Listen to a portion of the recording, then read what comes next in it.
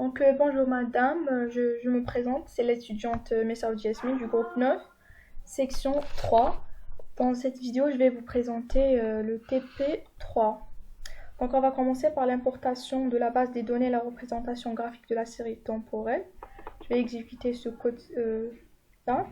Donc j'ai pas téléchargé la base des données, j'ai juste copié le lien. Donc quand je l'exécute, ça nous donne la base des données suivantes.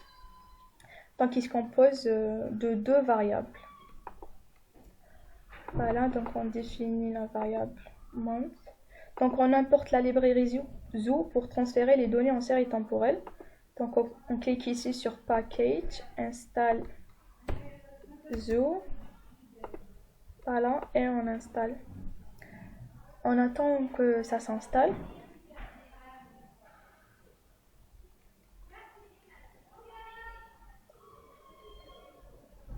Voilà, et c'est terminé. Puis on définit la série temporelle.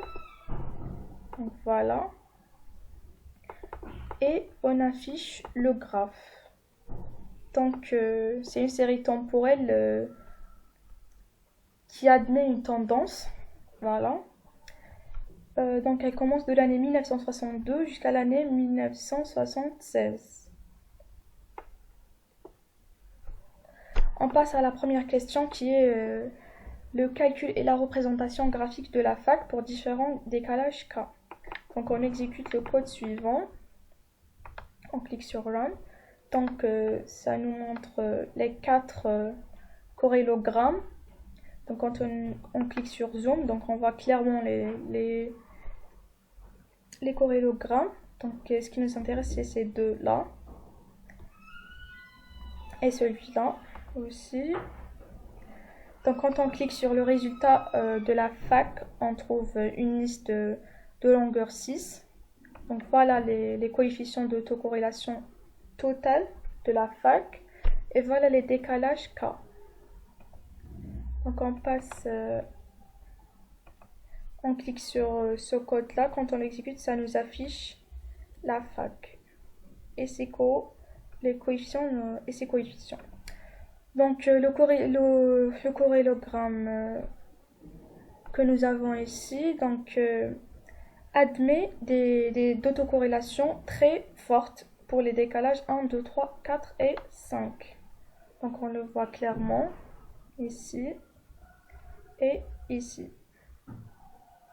Non, ici. Donc on passe au calcul et la représentation de la FAP. Donc on clique ici sur le code. Ça nous donne ça. Donc pareil, on a 4 corrélogrammes. Donc quand on clique sur le zoom, ça va nous donner 4 corrélogrammes. Voilà. On voit clairement que c'est différent de la fac.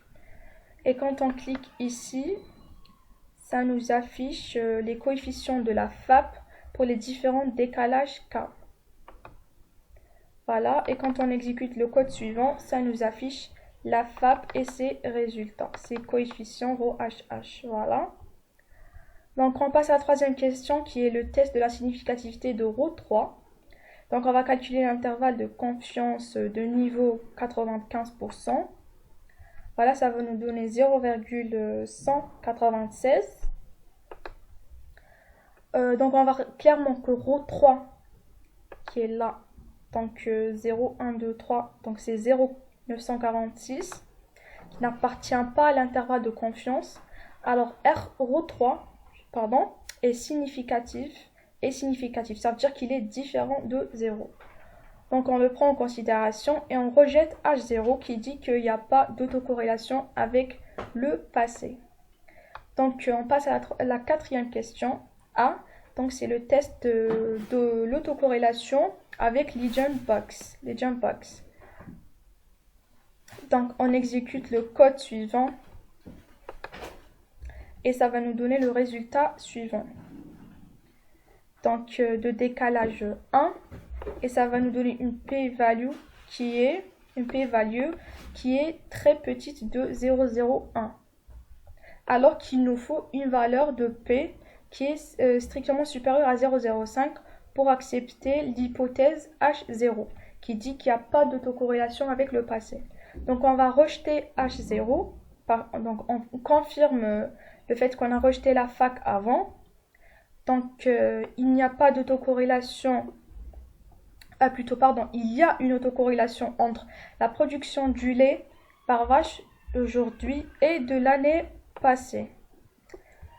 Donc B, nous menons un autre cas avec un décalage de 12 mois, car la série chronologique semble avoir une saisonnalité chaque année.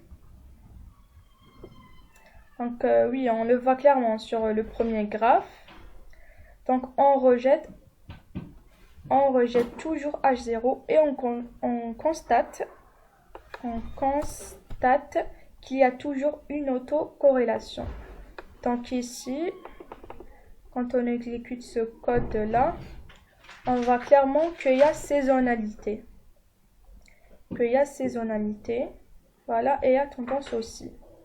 Donc voilà, c'est tout ce que j'ai pu faire et j'espère que c'était évident. Merci à vous, madame.